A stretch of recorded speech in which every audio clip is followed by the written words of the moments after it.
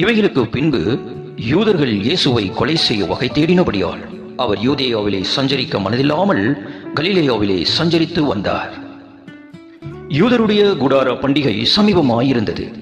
அப்பொழுது அவருடைய சகோதரர் அவரை நோக்கி, நீர் செய்கிற கிரியைகளை உம்முடைய சீஷர்களும் பார்க்கும்படி இவ்விடம் விட்டு யூதேயாவுக்கு போம். பிரபலமாய் இருக்க விரும்புகிற எவனும் அந்தரங்கத்திலே ஒன்றையும் செய்ய மாட்டான். நீர் இப்படிப்பட்டவைகளை செய்தால் உலகத்துக்கு உம்மை வெளிப்படுத்தும் என்றார்கள்.